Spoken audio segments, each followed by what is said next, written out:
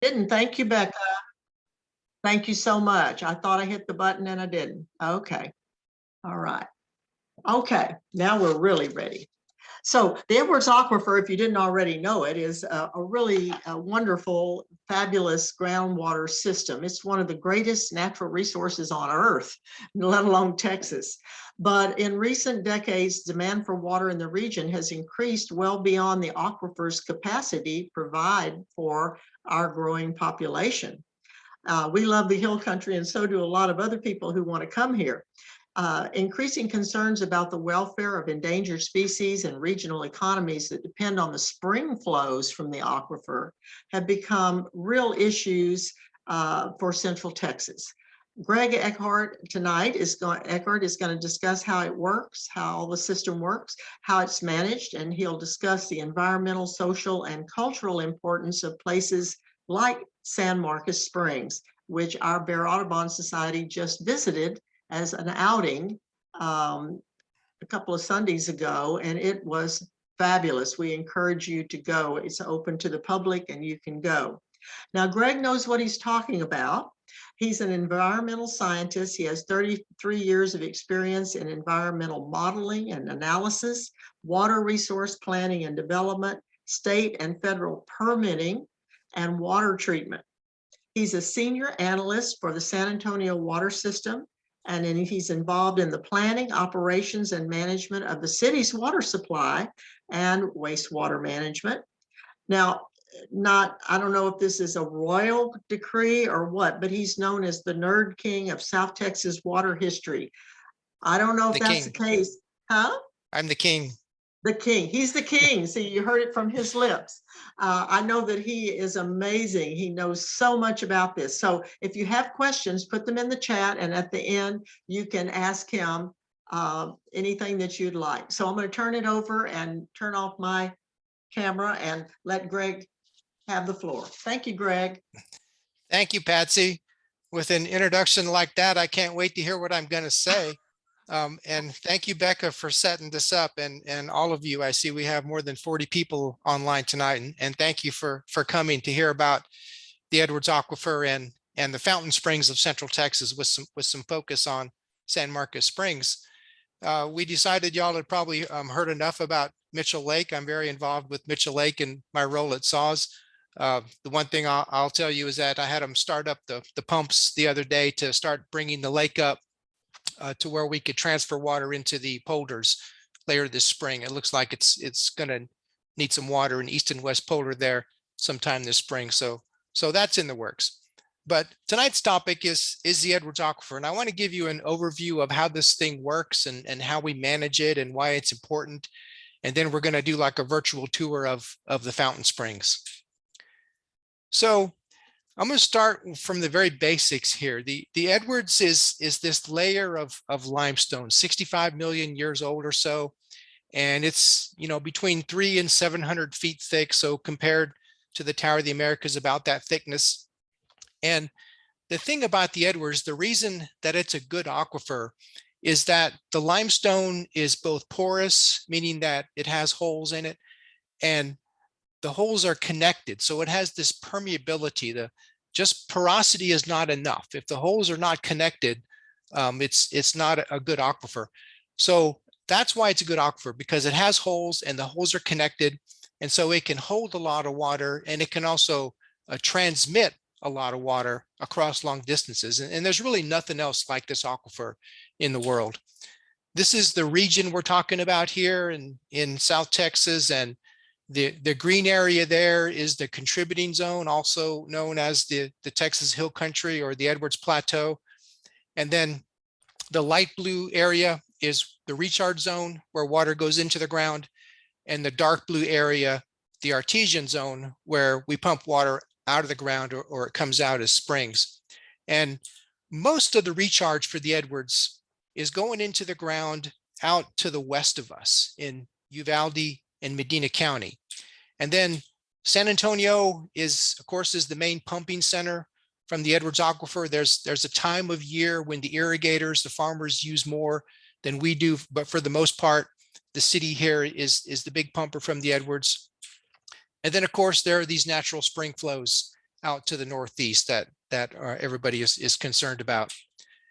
Here's those same three zones again in a cutaway view: the contributing zone, the recharge zone, and the artesian zone.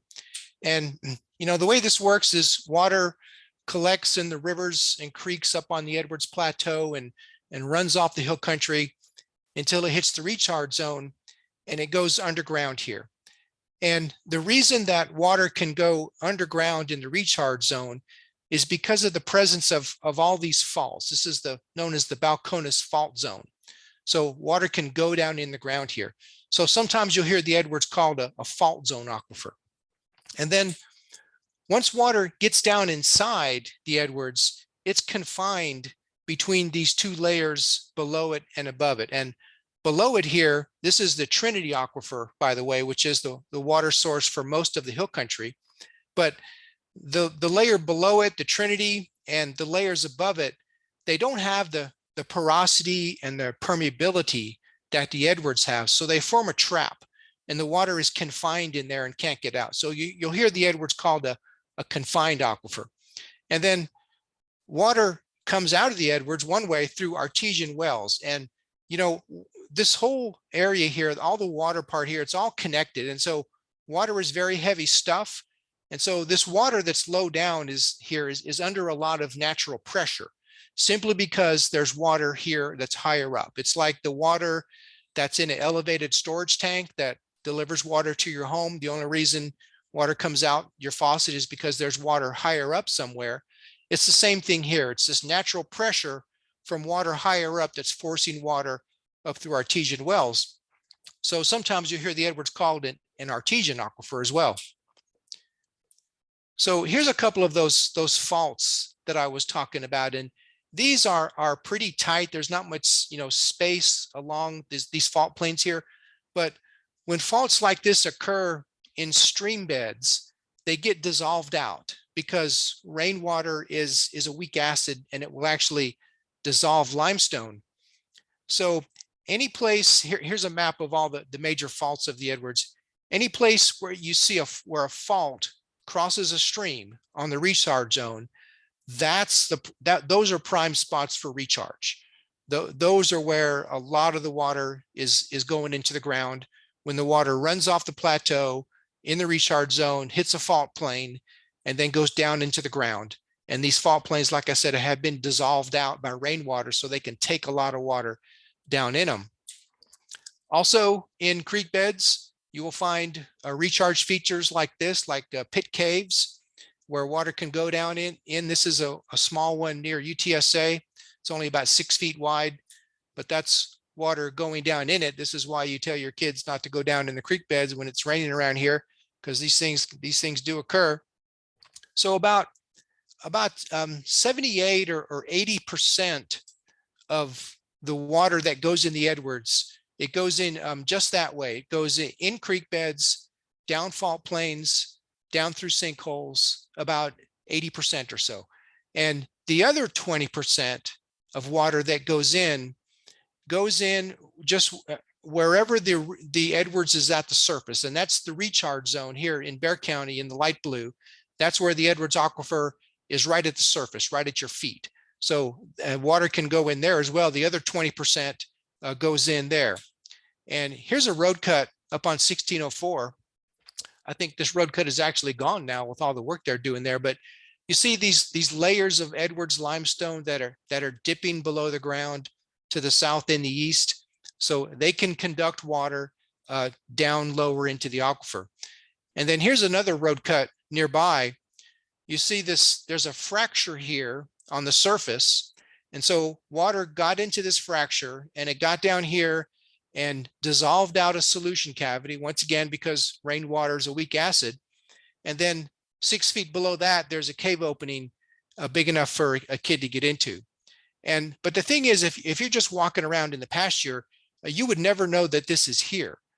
So the whole recharge zone is like this Swiss cheese thing where, water can go in anywhere, and you don't know where exactly it's going in. You find these things when you do road cuts and build buildings.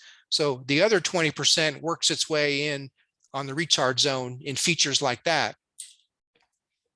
So here's this is as technical as it's going to get here tonight. This is a hydrogeologic dip section through Bexar County.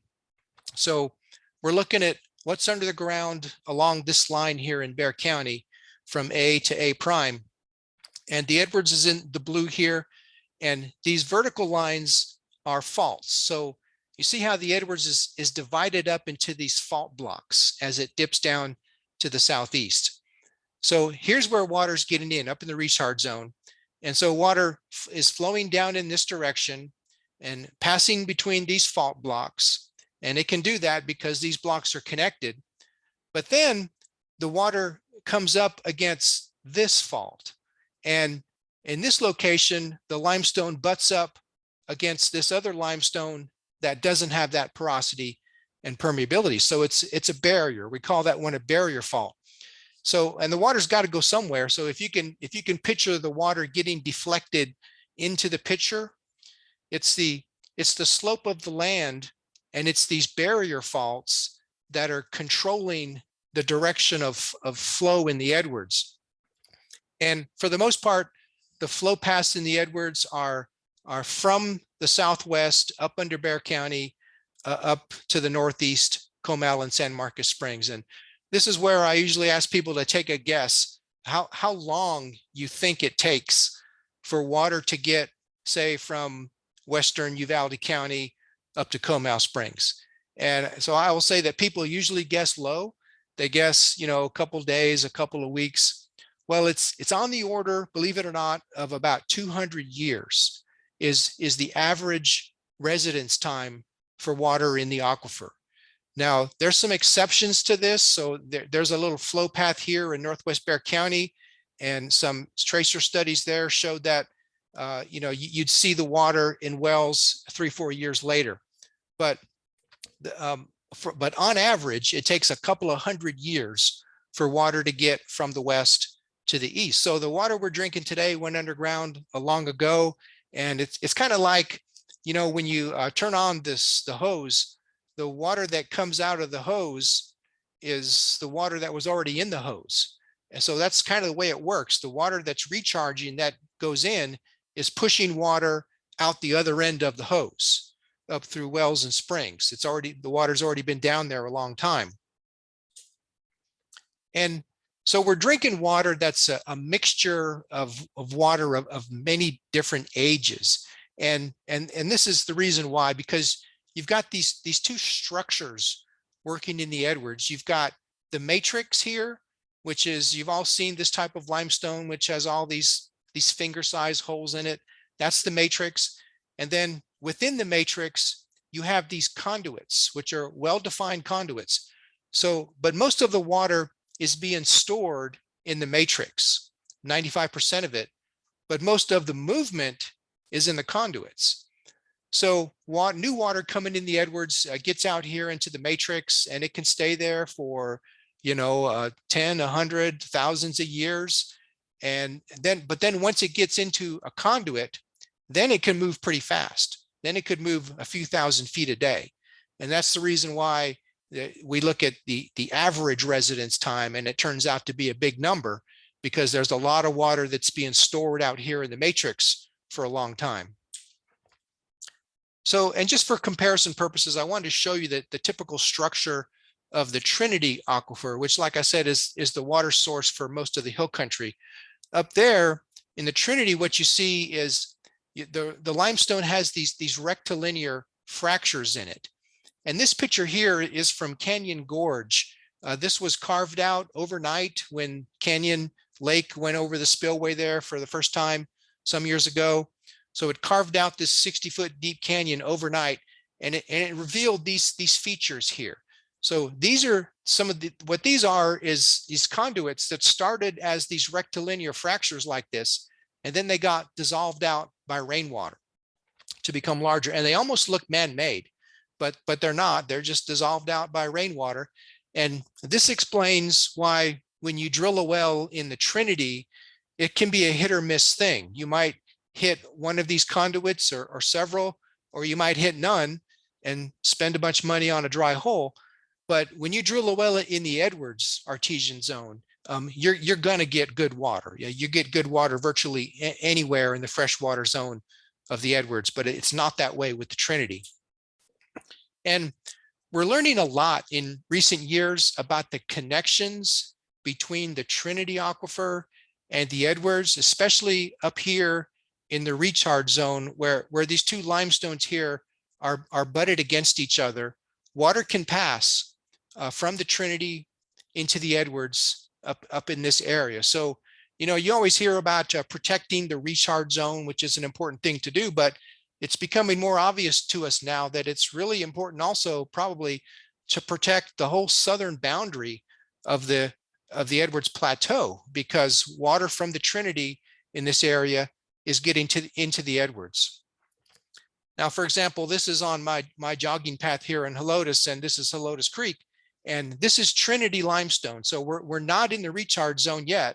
The sign for the recharge zone is farther down, but within 400 or 500 feet, all of this water goes underground, and it's in hydraulic communication with the Edwards. So it is acting as Edwards recharge, even though it's not officially in the recharge zone.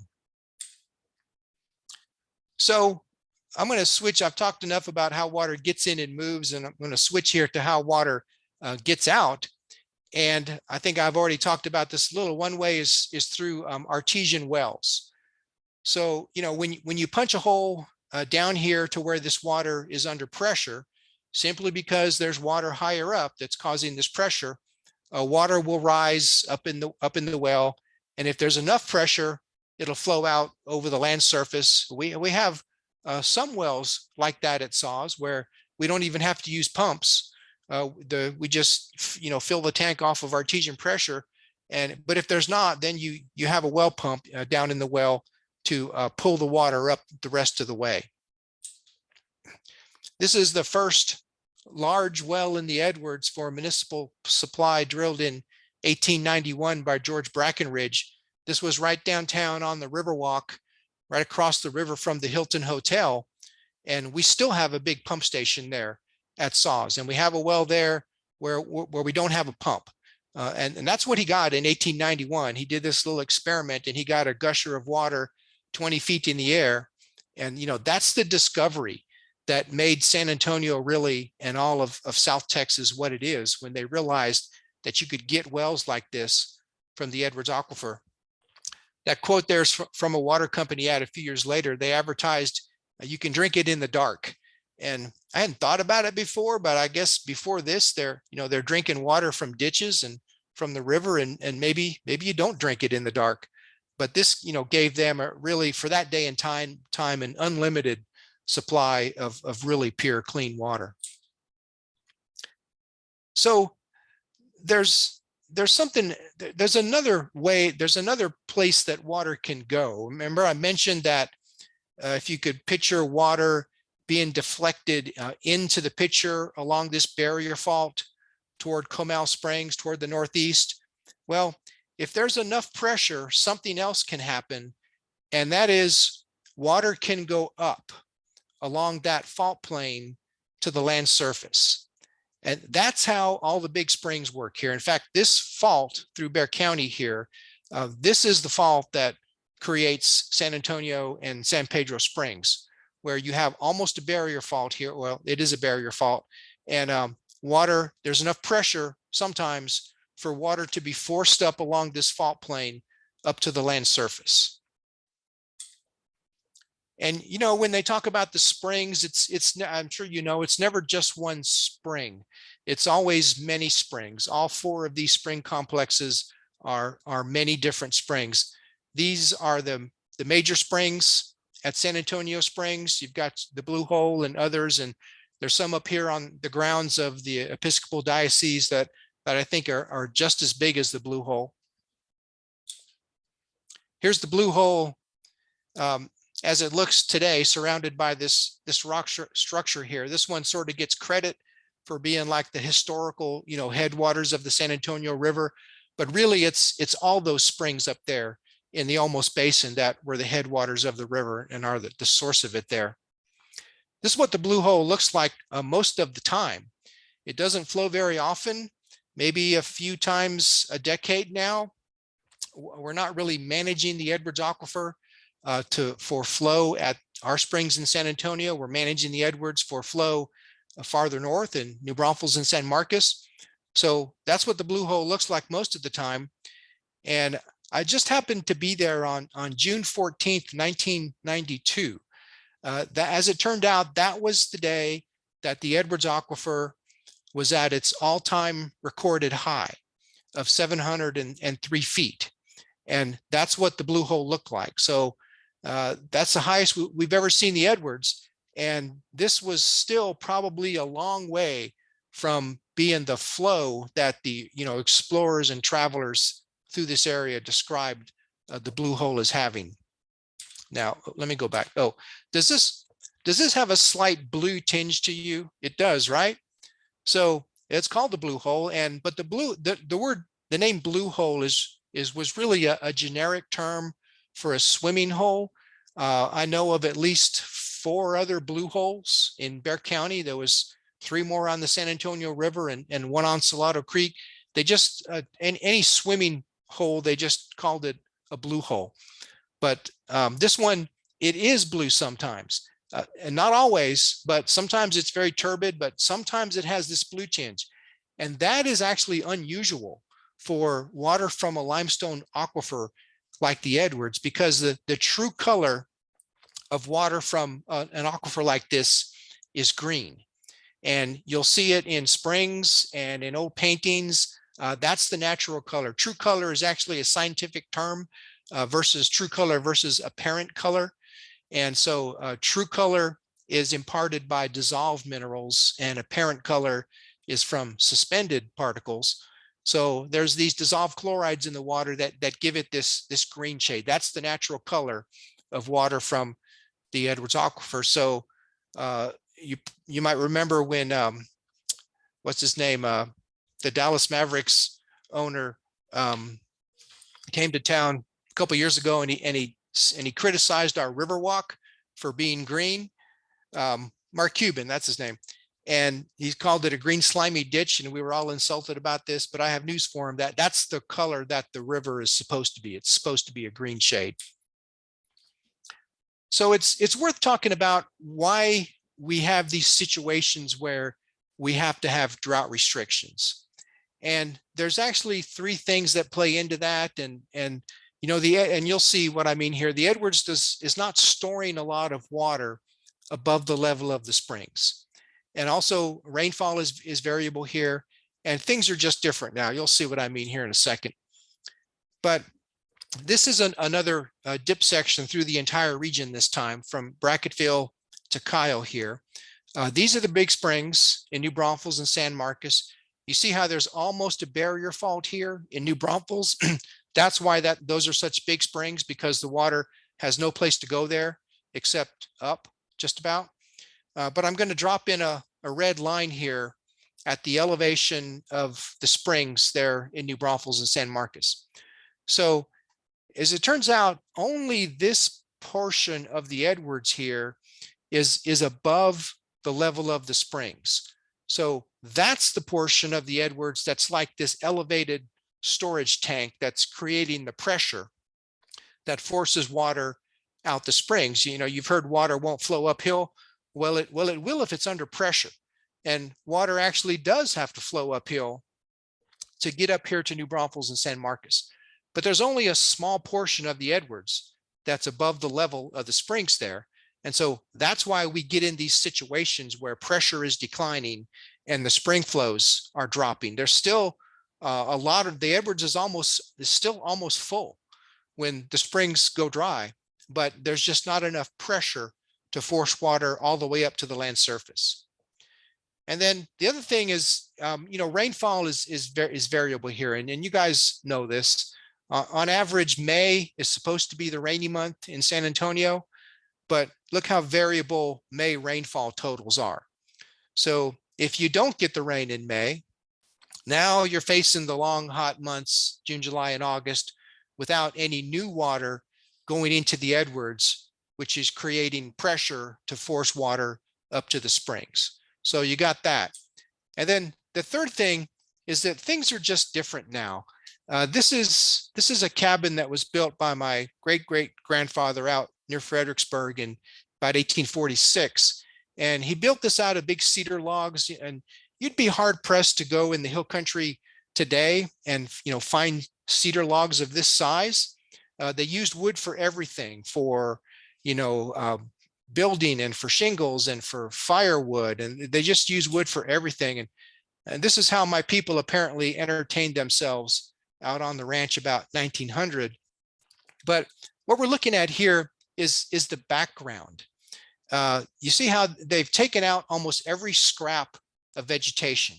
And even in the riparian zone, they've taken out all the hardwood, all the vegetation. That's my grandmother there with the fishing pole.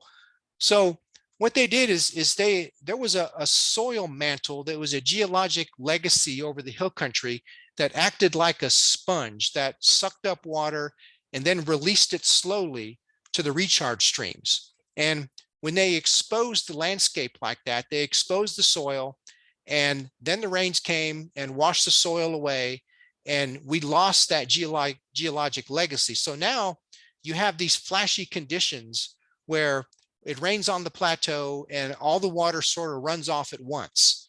And some of it goes into the Edwards and a lot of it goes on downstream. So things are just different now.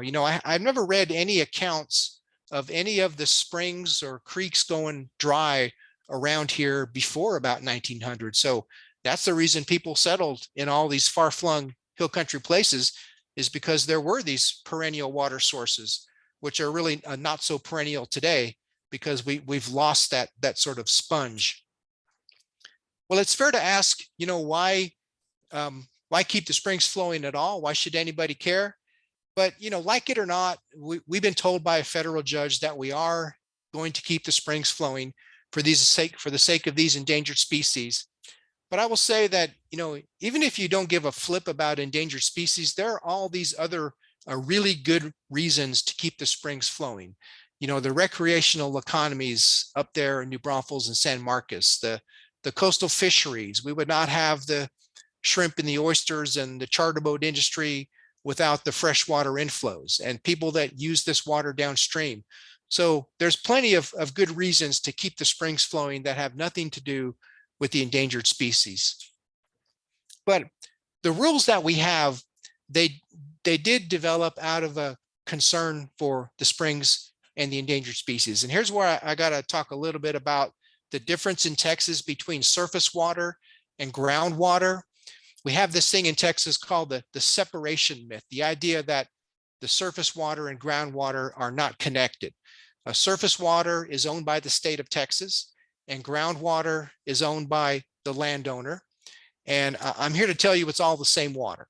And yet we have these two different legal regulatory frameworks in how we manage our water here. And this goes back to a ruling a judge made in the 1800s. He said that the movement of groundwater is in the realm of the occult. And he didn't really mean like the devil. He meant that groundwater is mysterious and unknowable, and you can't really know where it goes. And so they didn't make any rules about how you use groundwater.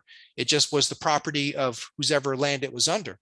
So surface water is very highly managed and permitted by the state, whereas groundwater historically in our area here was covered under what's called the rule of capture, or the law of the biggest pump. It's a little bit like a deer crossing your property. When the deer's on your side, you can take it, and when it's on the neighbor's side, it belongs to him. It's actually more of a free-for-all than deer, because you actually have to have a permit to shoot a deer. But with groundwater, historically, you did not need a permit for pumping Edwards water. You could take all you wanted from what was under your land. And then this famous catfish farmer guy came to San Antonio in 1991, and he put this rule of capture theory to the test. And he drilled the largest water well in the world for the purpose of supplying a catfish farm there. This is the well. And the well was right here in Southwest Bexar County, right on this major flow path. And when the well came in, it was a dry summer and it was blowing rocks 20 feet in the air. And, the helicopters were buzzing around from the news channels, and people were watching on the news and saying, is that legal for him to do that? And the answer was yes, it was legal at that time for him to do that. So it was like a psychological turning point for our city here. We all realized that we actually didn't have any water, because it was legal for someone to go west of town, drill a big well field and say, San Antonio, would you like to buy some water? And in a way, that's what Ronnie Puchek did. I did some work for him back in the day. And I can tell you that he could have cared less about catfish. He was in it because he saw that someday the rule of capture was going to have to come to an end, because it's like you have, infinite rights to a resource that actually is finite. He knew that it was going to have to come to an end. And when they ended it, they would pass out water rights to people that had been using the water, which would become very valuable. Well, something else happened in 1991. The Sierra Club filed a lawsuit to protect the endangered species. So 1991 was really the year that our whole water world changed here. The short story there is that the endangered species, they won that lawsuit. That's a federal judge, Lucius Bunton. He ordered the city to limit its pumping. He didn't want to do this. One of my other early gigs in the water business was I helped a little bit on the management plan that he very briefly imposed here. This order was actually overturned by an appeals court a couple of days later, but the handwriting was on the wall that San Antonio was going to have to get busy. And what he really wanted was he wanted the state to solve this problem, and for San Antonio to solve this problem. So the state did act, and it created the Edwards Aquifer Authority, and it gave that agency the power to manage, conserve, and protect and pass out water rights to people that had been using the water historically. And so Ronnie Puchek got one of those, the fish farmer, which he ended up selling to Saws for about $30 million. So he did pretty well there. So we don't have the rule of capture anymore in the Edwards region now. We know how much we can pump from the Edwards. And I really think that the Edwards might be one of the few, maybe the only aquifer in Texas that is really being managed now in a sustainable way. We're not going to mine the Edwards because we're never going to pump on a long-term basis more than what goes into it. Well, this was when San Antonio really had to get busy with developing and managing water supplies. And the first thing the city did was aggressive conservation. This is a picture from about, 1988 or so. And, you old timers remember, this is what the whole city looked like back then. Everybody had a big green lawn and water was almost free. And it's just the way that we lived. And, we've shown people that you can have a pretty nice landscape now without using a lot of water. This is my house in Helotes. I'm coming to you from the upper right-hand side window there. But, you don't necessarily need to use a lot of water to have a nice landscape. So I think we've been really successful in having sort of a culture shift in San Antonio toward more lower water using landscapes.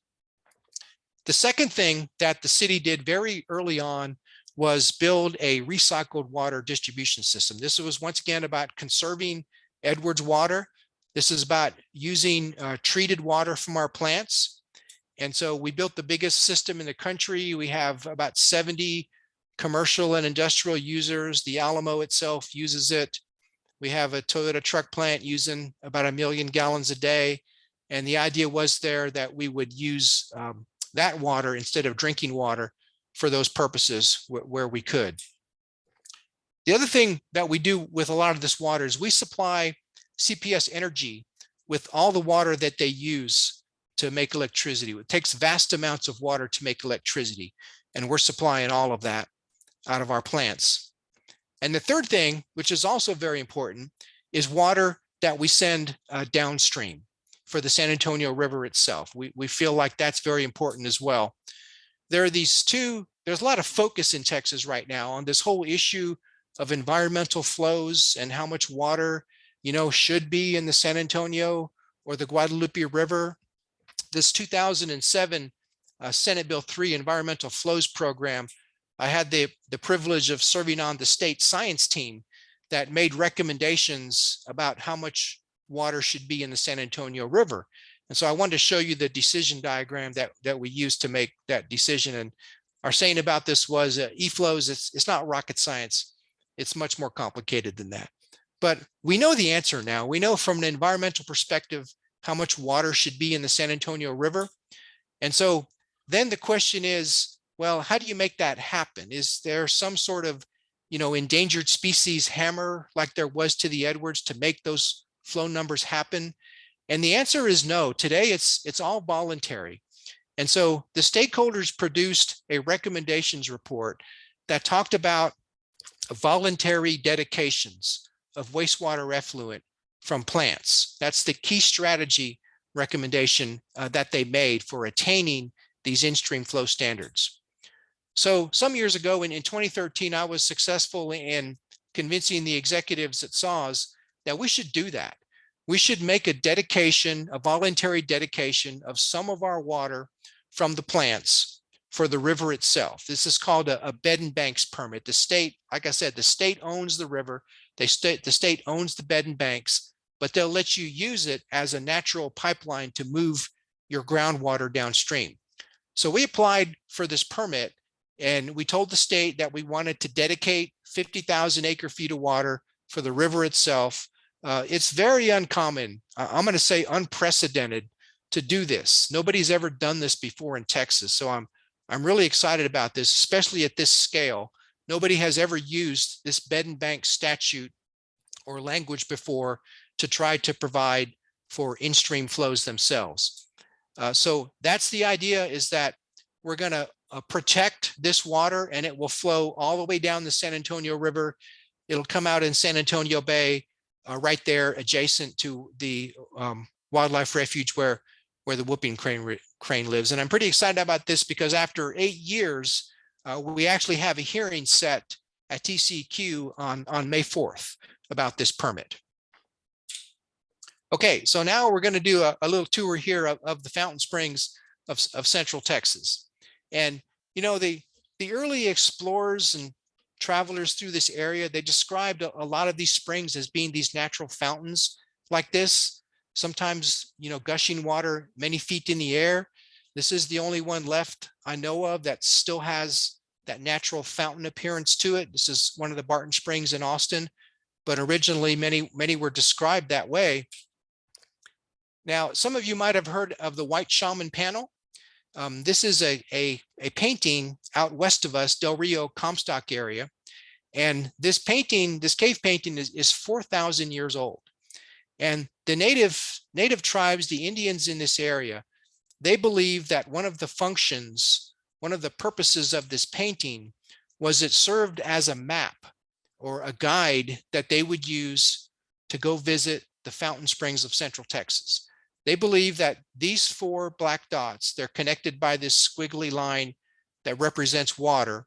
They believe those are the fountain springs, and it's these 4, Barton Springs, San Marcos, Comal, and San Antonio Springs. And if you lay that portion of the painting over the aerial, it fits pretty well. So they're, pretty good geographers for 4,000 years ago. And I would always go out and talk about the Edwards and these springs and try to get people to visualize what these places must have looked like, but I didn't have any graphics to show people. So a few years ago, I commissioned an artist to paint me these places as they might have looked to a group that's on this sacred journey 4,000 years ago. And we started this project by asking for the Indians' permission, because these are still very sacred sites to them. And they were so great about it, about sharing their culture and their story. They were just all into it. So it worked out really well. But they told us that they would never go counterclockwise. They always went clockwise. So they would have gone to Barton Springs first. And that's the spring from the video clip. They might still have recognized this site today. Of course, Barton Springs is like the holiest place in Austin. And, all my friends in Austin tell me how much they love Barton Springs. But the springs themselves are out here underneath this swimming pool. And so I asked them, well, are you sure, is is what you love the springs, or is it having a place with, you know, willowy blondes and beefcake to go to? And so I don't have that many friends in Austin, to tell you the truth. But so this is Barton Creek above the springs. That's where this fountain spring is. Main spring, it's upper spring, it's called, is up in the creek above the swimming pool. The stoners up there make these really strange rock cairn structures. This is the pool, Barton Springs Pool, and the main spring, it's called, is off to the side of the diving board here. That's Eliza Spring and Old Mill Spring, and that's the discharge from Old Mill Spring. And so all of those together, along with the flow from Barton Creek, flow down into the river here and Barton Creek and down into Town Lake. Well, you know, it takes a real water geek to still have your news clippings from 1983, but the warnings about Barton Springs have been out there for a long time. They've had to close the pool multiple times for concerns about, you know, bacteria and other contaminants. And so it's just that it's so highly developed now. You know, these are the springs, and it's just so, there's so much development there now that, you know, the future of Barton Springs it's questionable. Some hydrologists think it's questionable whether that could be open for swimming perpetually. Well, then our little group would come down the road to San Marcos Springs, and I know that y'all just visited there. The Indians call this place Yana Ahawak, means sacred springs. And out of all the spring sites around here, this is the one that's the most sacred to some of the Indian tribes. They believe that this is where their people were born. They have a creation story that goes along with these springs. What they told us was that when they believe that when they were in their spirit form, they don't really know what they look like, but they believe that they were born as people, as human beings, after they followed a deer through the underworld, and they emerged from these fountain springs as humans. Of course, you know, this place became a theme park in the 1900s. If you grew up here anytime between the 1940s and the 1990s, it was a rite of passage to go to Ocarina Springs theme park. They had Ralph the Swimming Pig and Frolicking Mermaids, and they had a submarine underwater theater that was a marvel of the engineering world. And it's all gone now. It was bought by Texas State University. That's where the gift shop was.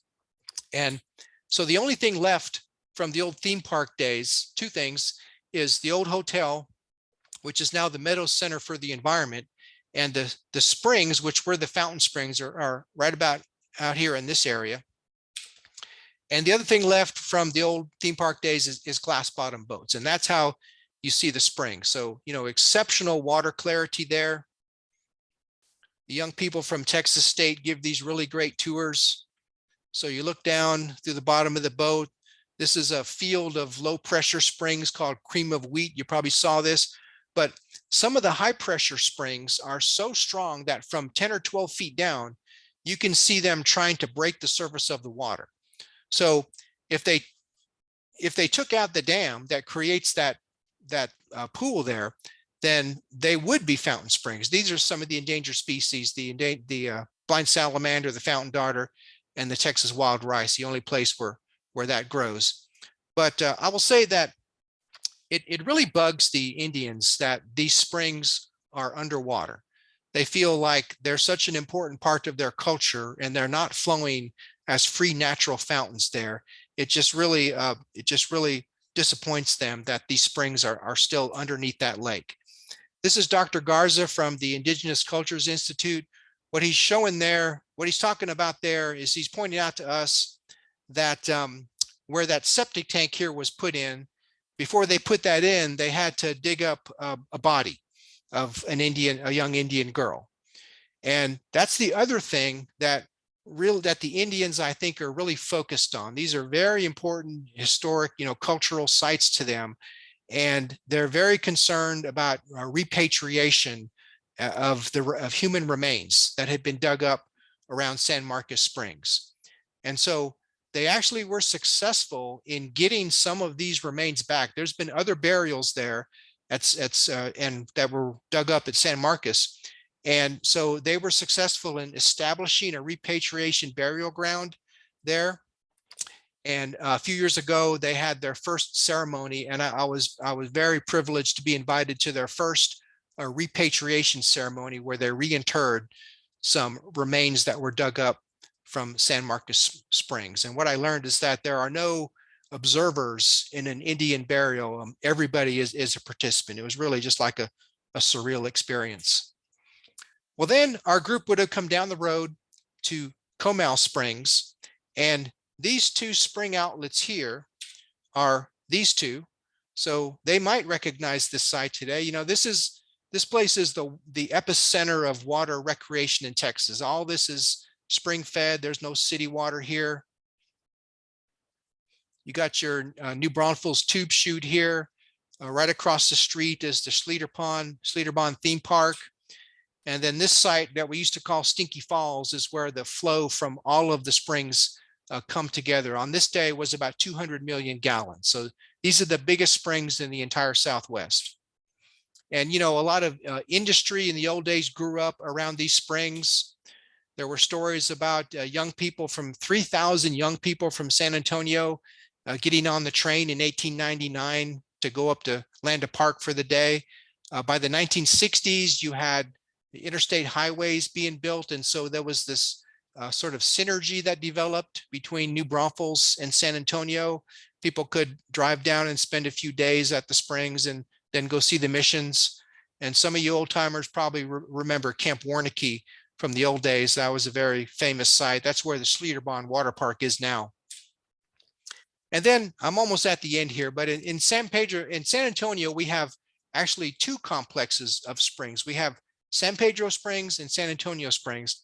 And I do a whole hour-long presentation just on San Pedro Springs. There's so much local history there. It was where the city was founded, the first military presidio, the first civilian settlement, all at San Pedro Springs. And now most locals don't even know about the place. Pretty springs there. Each one of these pools, when you look closely, when they're flowing, has a slightly different shade of green to it. There's other places in the park where these springs bubble up like this from the ground. And that's the discharge of all the springs. And of course, this is not officially allowed, but people go there and play in the water anyway. And then we get to San Antonio Springs. And each one of these paintings had a theme. And well, this is the blue hole at San Antonio Springs, what we're depicting here. And each one of these paintings we did had a theme. And the theme of this one was trade. And we did that because the Indians told us that they believed that San Antonio was on the geographic crossroads. All the north, south, east, west roads go through San Antonio.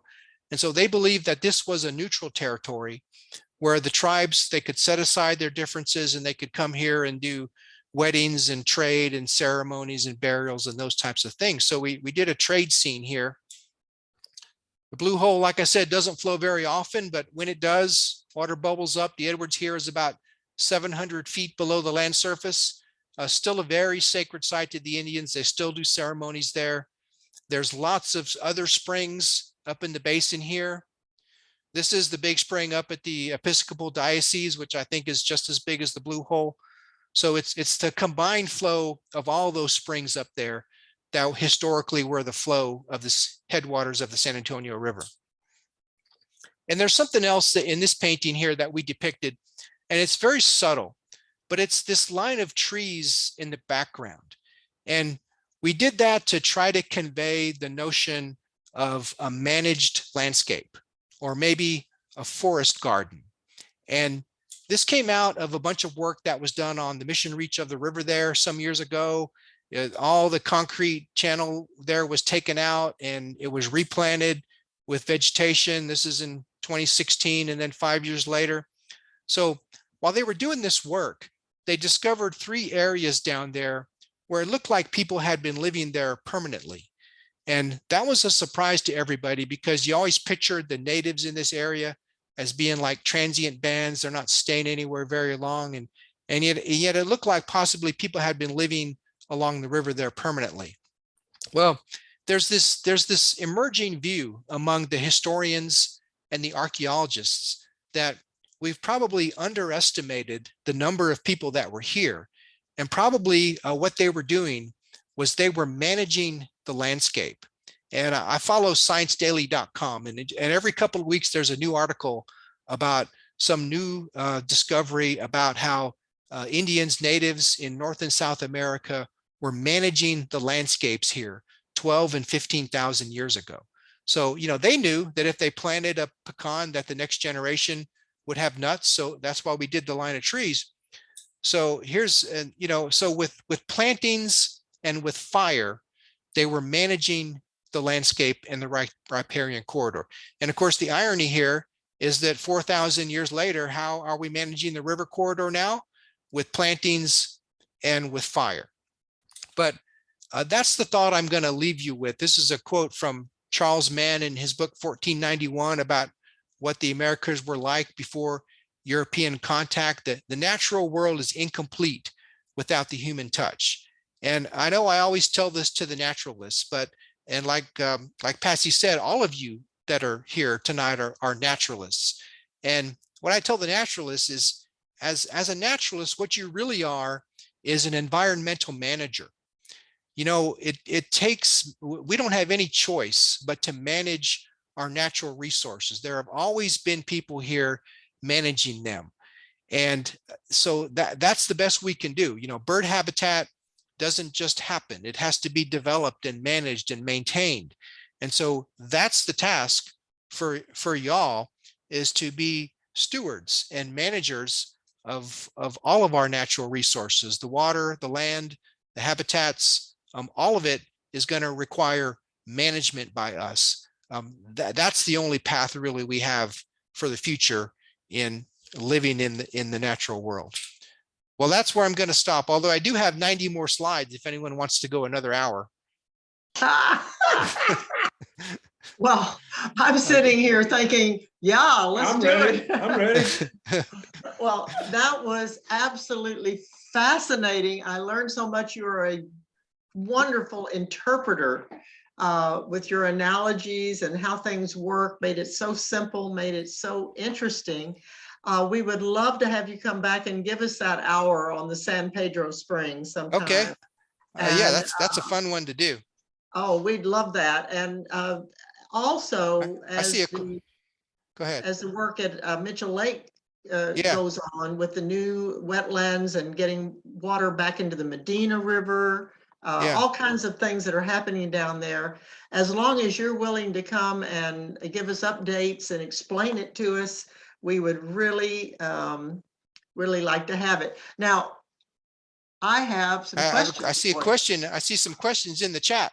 I'm gonna say that. What tribes were involved in the Springs Painting Project? Yes. So that was the mainly the Miacon Garza band, who they're based in San Marcos, just real close to the springs there. They operate the Indigenous Cultures Institute, where they do all these great summer programs. Mm-hmm.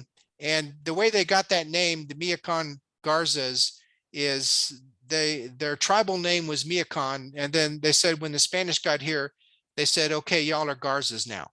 So they refer to themselves as the Miacon Garza band. But there's other tribes here that were involved. Gary Perez, who's the leader of the Native American Church, is really the one who came up with this theory, this interpretation that the White Shaman panel depicts the fountain springs of Central Texas. So they were involved as well. Wonderful. And just a note that you can see the White Shaman out at the state park. If you go down into the river, we were privileged to do a bird count. They let us walk the riverbed for the Christmas bird count out there, and it's wonderful to go down and see those paintings. I see another good question. If the true color of springs is green, why is the blue hole blue? Okay. Isn't that a good question? Yes. So as I said, it occasionally does have a blue tinge, not all the time, but occasionally. And I think that's what's happening there is the water is coming up through some layers of blue shale. I've seen blue shale that was uncovered during when they did a road cut, and it was just a bright, bright blue color of shale. So I think, and it depends on pressure and how exactly water is flowing, but sometimes the water that's coming up to the blue hole there, I think is flowing through some blue shale and getting a slight blue tinge. Okay. So another question here, do other states in the US have an aquifer type geology? Yes, lots of other states have aquifers, but there's no other aquifer in the world like the Edwards. You know, in Florida, they have karstic limestone aquifers, but it's just very different. There's no aquifer in the world that has the geology like we have, where the aquifer slopes underground and it creates this pressure that forces water up. There's lots of aquifers in the United States and all over the world, but nothing comparable to the Edwards. Question, the springs that come up or that are helped to come up on the San Antonio Zoo property, those are then part of the San Antonio Springs complex? Yes, there's some springs there that are sort of undocumented, like when they drained the river a couple years ago. I found some springs in front of the old pump house there that apparently nobody really had documented before, because you know, how do you find them when the river's full of water? But yeah, and that's about the southern terminus of it. When you get to about the zoo area, you're not going to see many springs. South, when you get into the golf course area, I haven't really noted any springs that far south. Okay, because I was told that some time ago that they did kind of come up to the surface by themselves, but now, of course, they pump the water up. It allows us to have the waterfowl there all year with the water the same temperature, pretty much, you know? Yeah, right. So, 72 degrees year round yeah, in the 72 Edwards. degrees. Perfect. Yeah. What would happen if we lost the endangered species protection of the blind salamander and, you know, the rice? And so what impact would that have? Well, you know, they're protected, and I don't foresee that they'll become unprotected, because their critical habitat for those species is such a small place that it'll always be critical habitat. So I don't foresee that we'll ever have that, you know, that debate about, for example, the black-capped vireo, and you've heard about the golden cheek warbler, where they're you know, arguing about whether it's really should protect the habitat for those. I don't think we're going to lose the protections for those species that are really the reason why we manage the Edwards the way we do. Okay. Well, And what about the continuing pressure of pumping water? I mean, you said we will never pump more than we can maintain those springs, but then we have all these people that are projected to come in by 2050. You made a statement before we started about what the projection was of having water and so forth. Would you yeah, repeat that? well, yeah, we were talking about that before everybody came in. And so at SAWS 20 years ago, you know, with the only water source we had was the Edwards Aquifer. And now at SAWS, we have 8 different sources. And we just brought in a huge new water supply, 50,000 acre feet 2 years ago. And so we really feel like we're in good shape as far as our water supply in San Antonio goes. We're not going to need another water project in my lifetime, for sure. Probably be 2060 or 2070 before we need another water project. And by that time, there'll be other options, maybe taking recycled water back to drinking water quality. You know, by that time, we'll have done a lot more on conservation. So I think we're in a good place in San Antonio, and there are a lot of places in the country that, you know, just have not done that level of planning and investment like we have here. So I think we're in pretty good shape. Well, there's other places in the country that don't have an aquifer too. They're Yeah, relying on strictly on surface water and reservoirs and so forth, like in the West, in California and Arizona and so forth. And they don't have I see. long. I see an interesting question. How does the old hot wells figure into this? So, and I left those slides out there in the backup, but when you get to the southern boundary of the freshwater zone of the Edwards, there's the wells down there turn hot and sulfurous. They smell like rotten eggs. And that's where the famous Hot Wells Hotel was. Yeah. That they drilled a well there in that zone. And there's others along this southern boundary of the freshwater zone where the wells are hot and smelly. So, but there's a source of geothermal heat down there that nobody really understands, but the wells get very hot and smelly there, and it really turns to not drinkable water anymore. And here's a good one. What can we as citizens do to protect the aquifer besides remove St. Augustine grass in our yards and plant natives? Well, you could just be aware, that's a good start. It's because there's still, so much of our water that's used outdoor in the summertime. And that's when we have our peak water demands. And this is why you'll see SAWS focusing a lot more now on outdoor water use. We've kind of done a lot of the indoor thing we gave away 500,000 low flow toilets, but it's that summertime peak demand that is really expensive to meet, because it means you have to have a lot of infrastructure, pumps and pipes and tanks to meet this peak demand a couple of days of the year, and other days and most of the year you don't use it.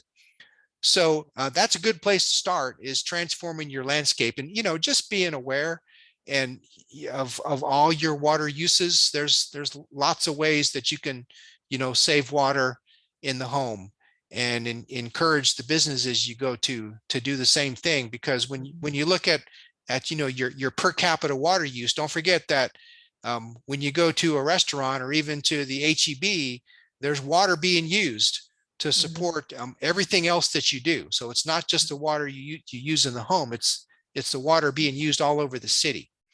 So, I think people really have gotten the message here, and we're lucky that we live in a place where people want to be good stewards. And here they know what our water issues are, and they've always wanted to be caretakers.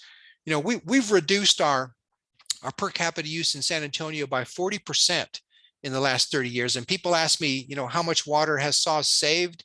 And I say none. It's the community that has done that. They've responded to our incentives and calls for conservation because they want to be good stewards.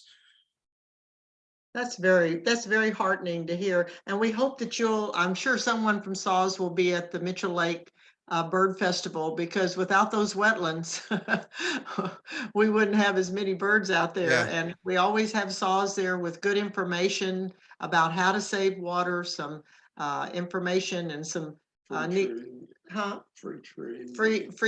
to help us, just make us conscious of that. We have a lot of people coming in from places where water is not at a premium, moving in from areas where, water is more free, more abundant, you might say. But they need to learn quickly from us. We need to always be telling the newcomers about the need to preserve and conserve our water. So we can all do that as good ambassadors of our water system. That's a good point. If we need people that are just ambassadors and that will spread the word and tell other people about, newcomers about our issues here and why it's important and what they can do. Awesome. Well, we are so thankful for your time, and we are so happy that we are part of something that is working to be, conserve and to consider. Also, I was very impressed with your consideration of the Native people and their connection to the land. This is something that we are all becoming much more conscious of, and it was a beautiful example. So thank you for coming and sharing. I don't see any other questions, but if there's other questions we didn't get to, then just y'all feel free to email me, or we can have further discussions if we miss some. Okay, or you can come back again. We'd love to have you. Anytime. It's a wonderful talk. Okay. All right. Well, have a good evening, everyone. And thank you all for attending.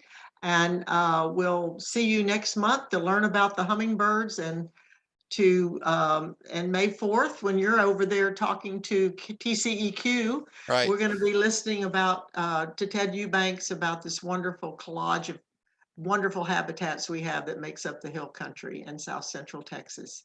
So thanks again, and thanks to everyone who made this possible tonight. We appreciate your support and your help. So we'll all go say goodnight and save water. Yep. Thank you all very much. Thank you, Greg. Night. Night, night. Thanks, everyone.